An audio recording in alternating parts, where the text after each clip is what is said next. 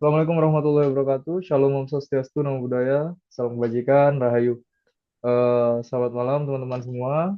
Kenalkan kami eh, dari kelas tindak pidana khusus ingin membahas mengenai hak akses konten pornografi orang dewasa serta regulasi terhadap pembatasannya kepada anak-anak. Sebelumnya, perkenalkan nama saya Putra Cinta Komiko dengan NIM 13 12 300 109. Selanjutnya boleh Mas Randy? Perkenalkan nama saya Randy Arofi, NIM 13123000064. Oke, silakan. Perkenalkan, nama saya Ahmad Rivaldi dengan NIM 13 12 3040.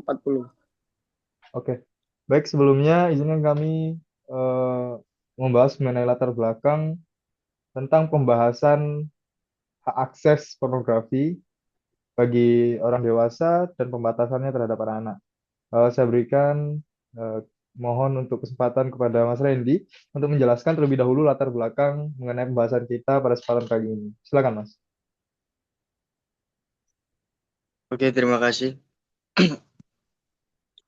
Selanjutnya mengenai latar belakang mengapa mengambil peraturan hak seperti ini, karena kan di Indonesia konten pornografi, jangankan konten pornografi, terhadap hal-hal yang sedikit vulgar saja sudah sangat dihindari oleh masyarakat. Padahal tidak semua yang bersifat pornografi atau yang vulgar itu buruk. Tentunya sama-sama kita tahu bahwasanya kita hidup selalu berdampingan dan juga sejak awal manusia diciptakan, tugas utamanya adalah untuk berkembang biak, bereproduksi. Hal ini tentunya dengan seiring berkembangnya zaman, seiring bertambahnya kecanggihan teknologi, ciptalah sebuah teknologi yang bisa merekam suatu aktivitas dia yang kemudian dapat diupload dan dinikmati oleh orang-orang. Bukan hanya konten pornografi, tapi juga konten-konten yang lainnya.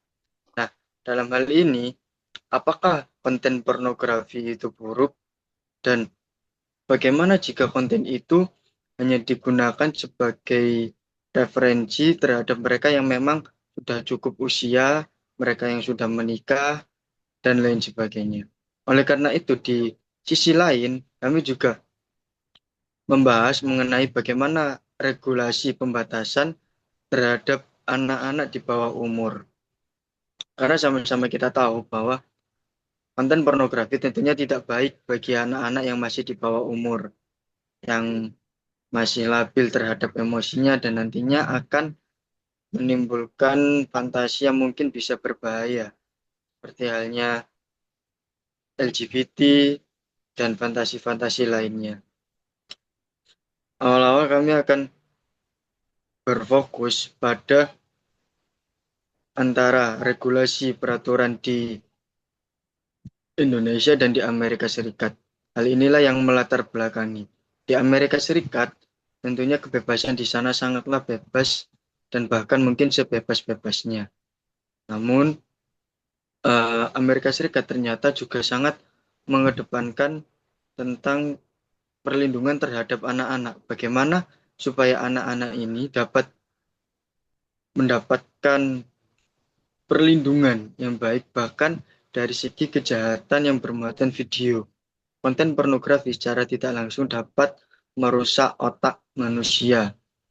Oleh karena itu, di Amerika, di Amerika Serikat sangat dilindungi terhadap paparan konten pornografi yang diakses oleh anak-anak.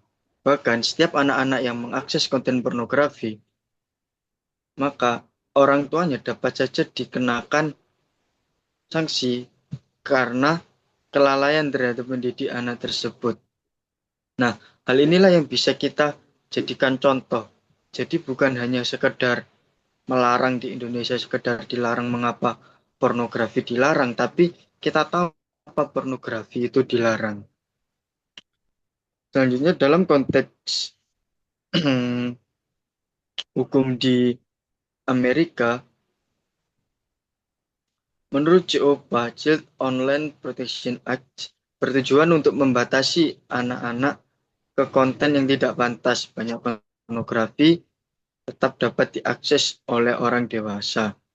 Nah, bagaimana regulasi mengenai pengaturan terhadap akses orang dewasa ini juga harus diperhatikan agar tidak ada konten-konten pornografi yang bermuatan penyiksaan, perundungan, atau penindasan terhadap suatu kelompok tertentu.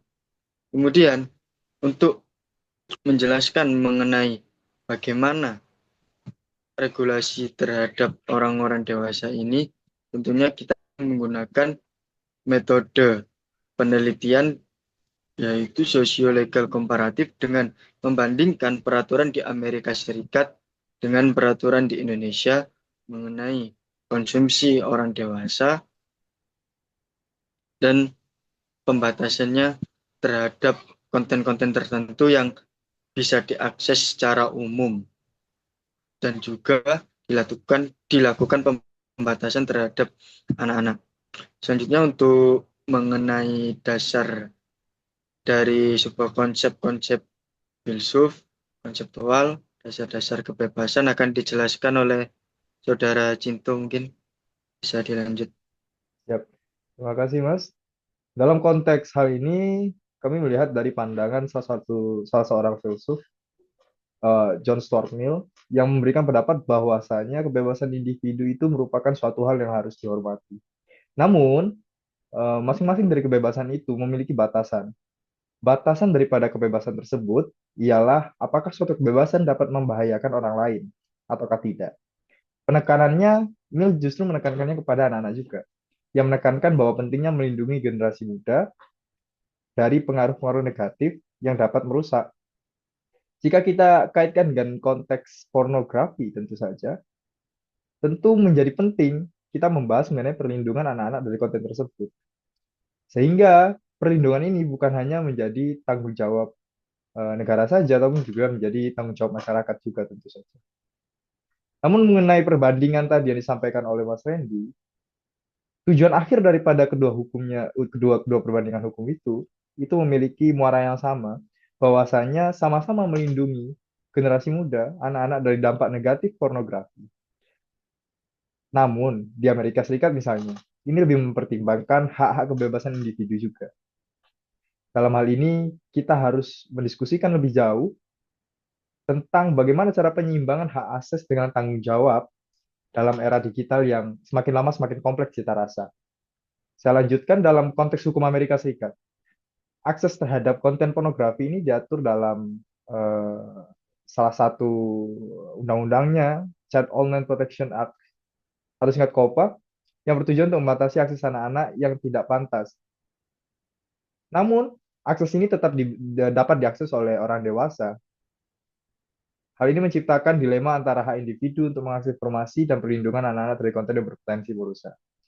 Sedangkan di Indonesia, jika kita mengacu pada Undang-Undang Pornografi, Undang-Undang Nomor 44 Tahun 2008, dan Undang-Undang Perlindungan Anak jika menyangkut anak, yang ini terdapat di Undang-Undang Nomor 23 Tahun 2002, menekankan pentingnya anak dari konten yang dapat merusak moral dan perkembangan psikologi.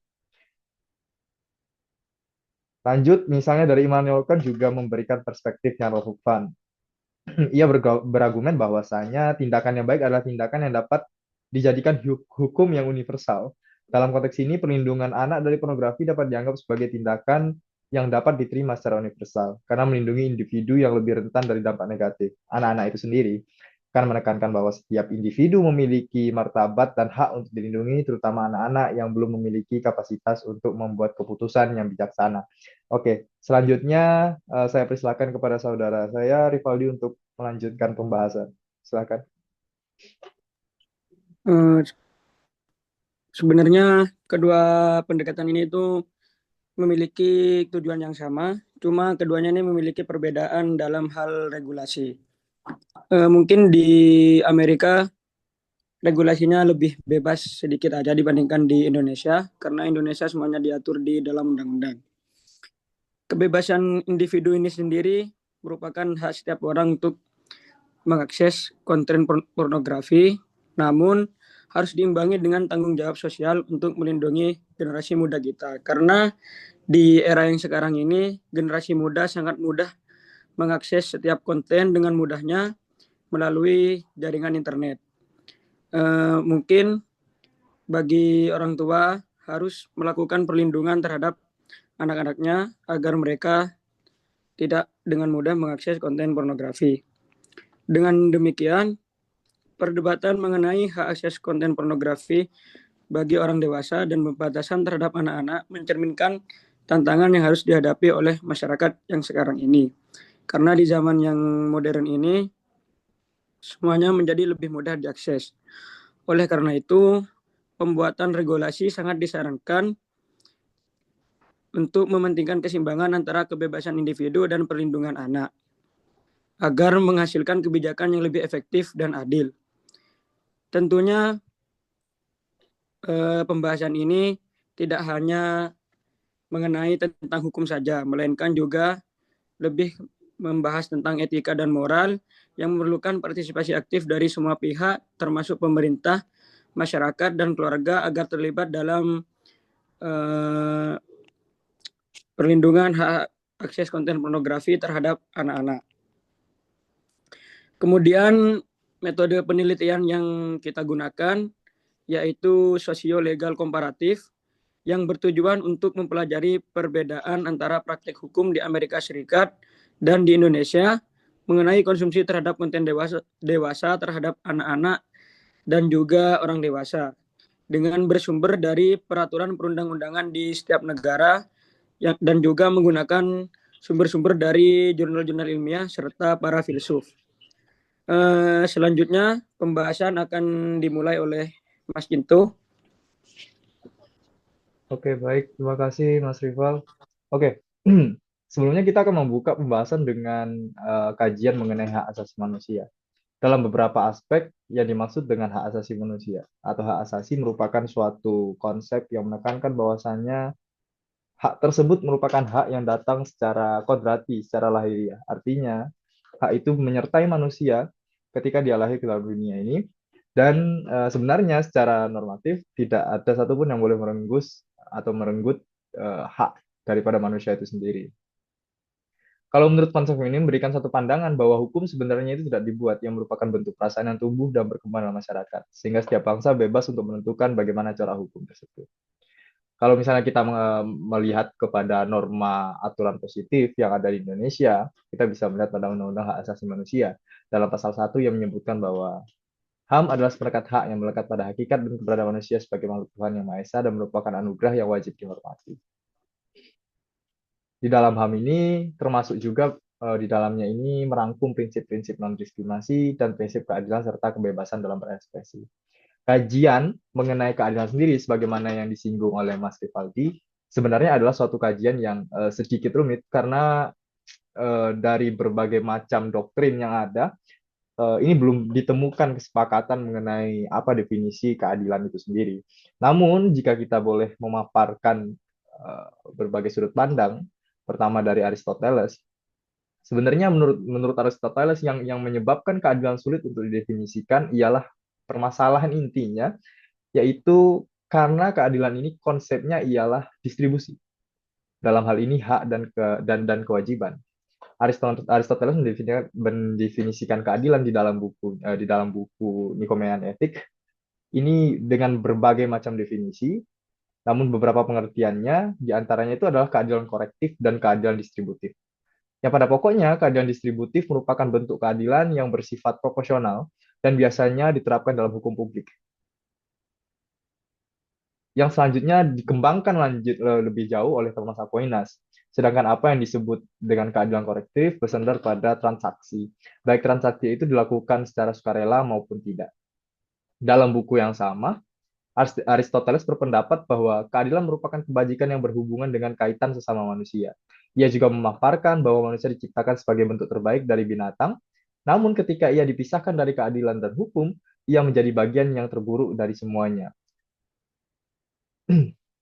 Dalam hal ini juga ia memberikan garis besar bahwa tidak memperhatikan hukum juga merupakan suatu bentuk ketidakadilan. Pandangan dari Ulpianus mengenai keadilan sendiri yang memandang keadilan sebagai bentuk vakum yang didasarkan pada kehendak dan diberikan pada tiap-tiap bagiannya. Justitia est santa est perpetua voluntas iusum quica trubendi. Penulis berpandangan bahwa apa yang disebut dengan keadilan dalam hal ini interpretasinya haruslah kewajiban itu dilaksanakan dan diberikan. Memandang dalam hal keadilan itu harus secara profesional dan sesuai dengan bagian-bagian daripada masing-masingnya. Sehingga dalam hal ini keadilan menciptakan suatu kebebasan yang tidak menghalangi kebebasan yang lainnya. Dalam Hobbes misalnya, Hobbes dalam karyanya Leviathan memberikan pandangan bahwa manusia itu selalu berada pada posisi yang tidak menguntungkan. Manusia selalu berada dalam kondisi pertikaian satu antara lainnya. Sebagaimana yang sering kita dengar, Homo homini lupus valium contra omnes, ini merupakan kutipan dari Hobbes yang terkenal dalam bukunya Leviathan. Prinsip kebebasan, walaupun bermakna bebas, namun dalam banyak pandangan terdapat hal yang membatasi kebebasan itu sendiri. Berlin dalam tulisannya To Concept of Liberty memberikan pengertian bahwa kebebasan itu dipahami dalam dua konsep yang berbeda. Kebebasan secara kebebasan negatif atau negative liberty, dan kebebasan positif atau positive liberty. Kebebasan negatif dipahami perihal sejauh mana pemerintah dapat mencapai urusan pribadi. Singkatnya, hal ini berhubungan dengan ikut campurnya atas kebebasan tersebut dari orang lain. Sedangkan kebebasan positif dipahami sebaliknya. Tiada kekangan dari pelaku kebebasan tersebut dan dipahami sebagai kebebasan untuk melakukan sesuatu. Lanjut kepada John Stuart Mill. Menurutnya kebebasan merupakan tiadanya campur tangan atau intervensi. Mill memahami bahwasannya yang disebut dengan kebebasan ialah legitim yang mempengaruhi batasan-batasan kebebasan akan menjadi tiran dan tidak hanya jika dipegang oleh pemerintah, namun juga bisa juga kaitannya dengan individu. Mill memberikan pandangan bahwa otoritas dalam hal ini pemerintah hanya dapat hanya dapat membatasi kebebasan individu apabila dalam hal kebebasan itu dapat memberikan ancaman terhadap individu lainnya. Jadi batasannya adalah apakah kebebasan itu mengancam kebebasan yang lainnya. Itu yang bisa dilakukan oleh pemerintah menurut John Stuart Mill. Oke, kemudian regulasi tentang hak akses konten pornografi di Indonesia dan Amerika Serikat. Ini boleh saya kembalikan kepada Mas Randy untuk membahasnya. Saya persilakan Mas Randy. Ya, terima kasih Mas Cinto. Regulasi mengenai peraturan di Indonesia dan di Amerika Serikat, terlebih dahulu saya akan memberikan gambaran, mengulang saja mengenai kondisi sosiokultural di Indonesia dan di Amerika Serikat. Di Indonesia, pandangan mengenai konten pornografi selalu masih dianggap tabu, dan bahkan orang-orang yang membahas hal-hal seperti ini selalu ditertawakan dan dikucilkan. Tetapi sebenarnya dalam hal ini, tidak semua yang bermuatan vulgar dan pornografi itu adalah hal yang buruk, karena ini semua bisa dijadikan sebuah pembelajaran atau wawasan pengetahuan terhadap kejadian yang terjadi di sekitar kita. Nah, di Indonesia sendiri, hal mengenai konten pornografi tentunya masih sangat dan bahkan sangat ketat terhadap tradisi masyarakat yang ada di Indonesia. Namun, perlu kita akui juga, prakteknya terkadang masih banyak orang yang mengakses konten pornografi di Indonesia, bahkan menjadi konsumen yang cukup tinggi di dunia dalam hal konten pornografi. Konten pornografi di Indonesia diatur dalam Undang-Undang Nomor 44 tahun 2008 tentang pornografi dan Undang-Undang Nomor 19 tahun 2016 yang mengubah tentang Undang-Undang Nomor 11 tahun 2008 tentang informasi dan transaksi elektronik atau Undang-Undang ITE. Pornografi mendefinisikan pornografi secara luas dan melarang pembuatan, penyebarluasan, kepemilikan, dan penggunaan pornografi. Jadi jelas di Indonesia sangat dilarang mengenai pembuatan, penyebarluasan, kepemilikan, dan penggunaan untuk hal apapun itu. Jadi sangat dilarang dan tidak ada kebebasan di dalamnya. Meskipun masih ada perdebatan antara moral di masyarakat Namun ada kesepakatan juga antara peraturan di Indonesia dengan di Amerika Serikat, yaitu mengenai pembatasan untuk tidak melibatkan anak-anak terhadap konten pornografi.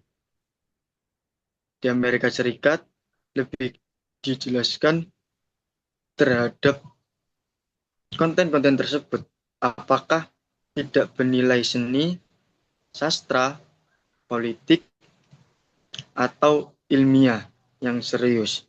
Jadi jika di Indonesia benar-benar dilarang untuk konsumsi, penggunaan, dan lain sebagainya, di Amerika Serikat sedikit ada kebebasan, yang penting mengandung unsur seni, sastra, politik, atau ilmiah. Namun di Amerika Serikat juga melakukan sebuah seleksi atau kriteria tertentu terhadap konten pornografi yang dapat diakses untuk umum, untuk orang dewasa, namun yang tidak bermuatan obscenity, atau dalam arti cabul yang sangat spesifik, yaitu biasanya berisi tentang perundungan, penindasan yang melanggar hak asasi manusia, seperti yang tadi dijelaskan oleh Mas Cinto mengenai dasarnya, yaitu harkat dan martabat manusia, hak asasi manusia yang sudah melekat dan diberikan oleh Tuhan Yang Maha Esa. Selanjutnya di dalam pasal 4 ayat 1 Undang-Undang Pornografi menyatakan bahwa setiap orang dilarang melakukan tindakan tersebut dengan tujuan untuk menjaga moralitas dan kesehatan mental masyarakat. Jadi ada benarnya juga mengapa di Indonesia dilarang. Memang peraturan mengenai pornografi ini juga bermanfaat karena dapat merusak kesehatan mental dan moralitas masyarakat. Tentunya juga kita bisa lihat di Amerika Serikat itu sangatlah bebas untuk melakukan hubungan seksual, untuk melakukan hal-hal dewasa, itu sangat bebas, beda dengan di Indonesia. Di Indonesia saja kita misalkan berpacaran, berpegangan tangan saja terkadang masih menjadi hal yang tabu di daerah-daerah tertentu di Indonesia, dan itu masih benar-benar dijaga oleh masyarakat adat. Selanjutnya larangan mengenai pornografi juga berdampak bagus untuk psikologis, kesehatan otak, karena memang orang yang sering mengonsumsi video pornografi ini sedikit mengalami gangguan terhadap konsentrasi, terhadap kepercayaan diri, dan lain sebagainya. Pada pasal 11 dari undang-undang ini juga menegaskan bahwa setiap orang dilarang melibatkan anak dalam kegiatan konten pornografi. Inilah dasar hukumnya di Indonesia pada pasal 11 Undang-Undang Pornografi yang menentukan komitmen pemerintah untuk melindungi generasi muda dari pengaruh buruk. Selanjutnya pasal 6 diatur bahwa setiap orang yang melanggar ketentuan ini dikenakan sanksi pidana termasuk denda dan penjara sebagai bentuk penegakan hukum yang tegas.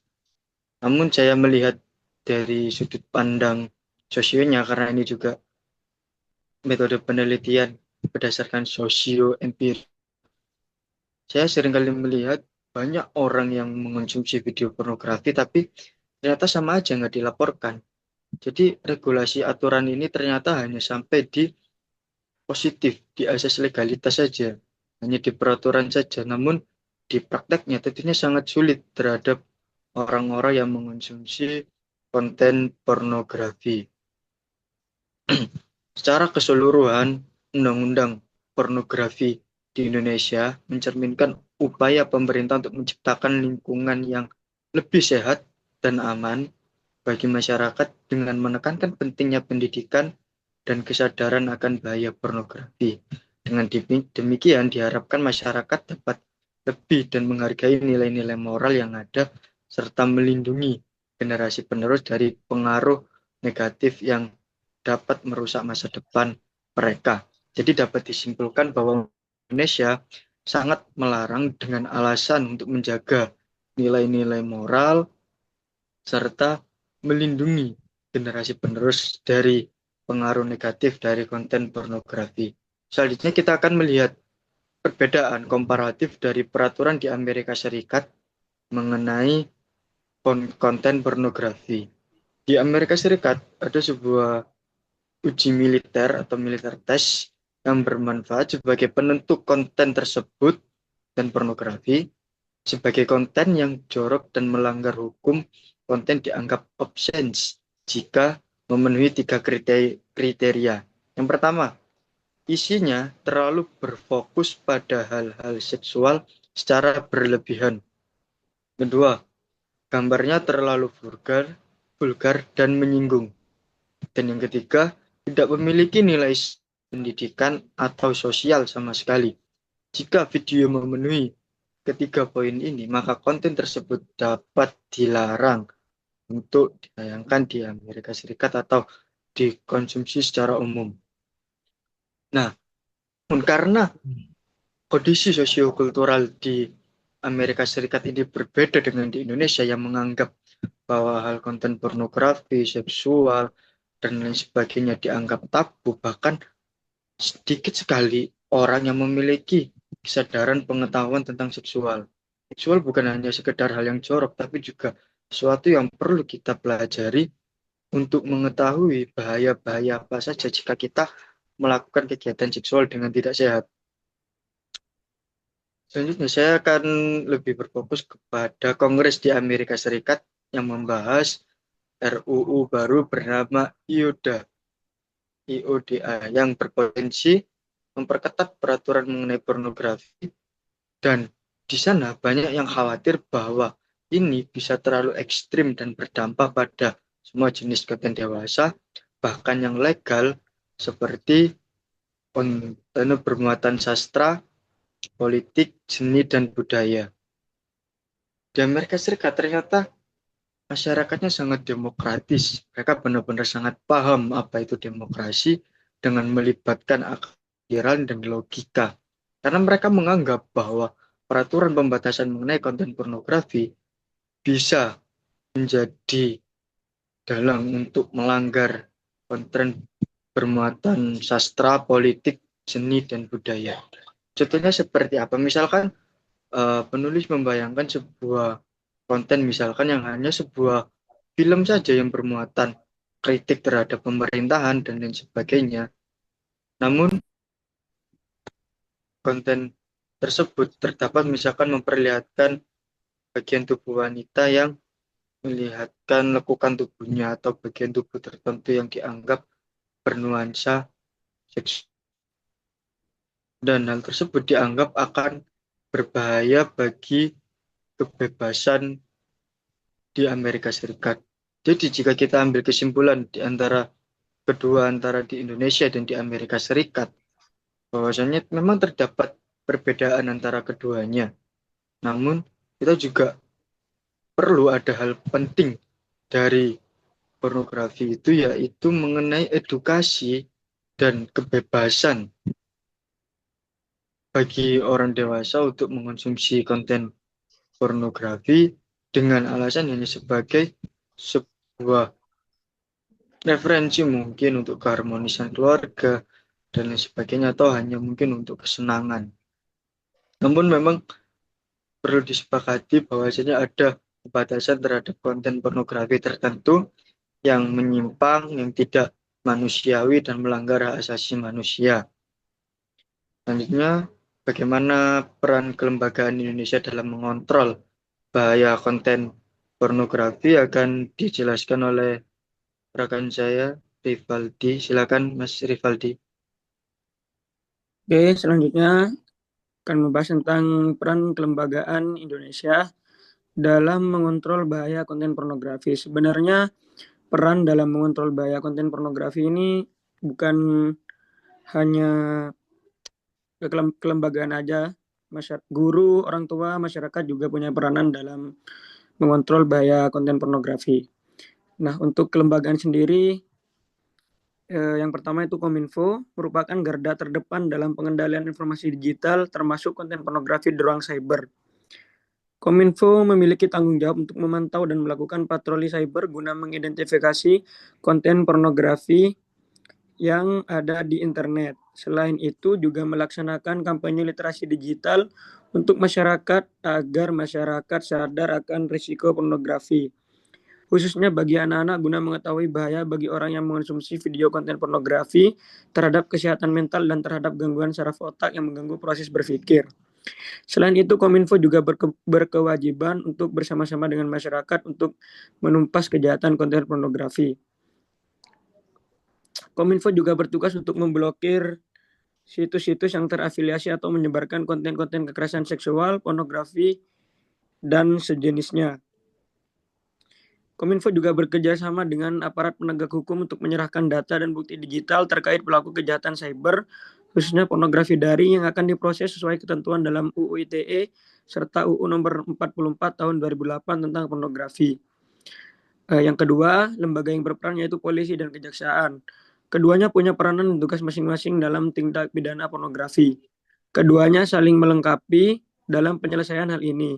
Kepolisian, khususnya melalui unit Direktorat Tindak Pidana Cyber, memiliki tugas untuk menyelidiki dan menyidik tindak pidana pornografi di ranah daring maupun luring.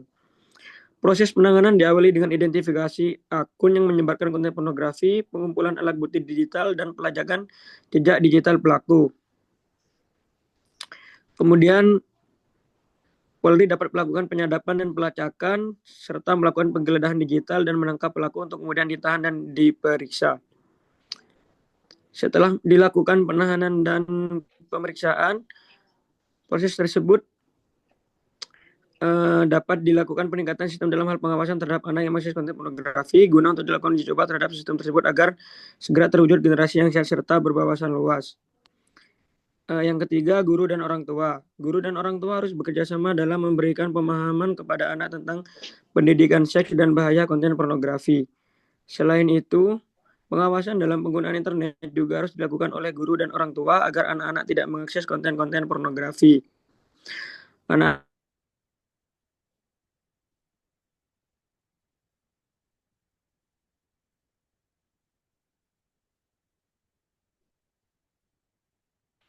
konten pornografi.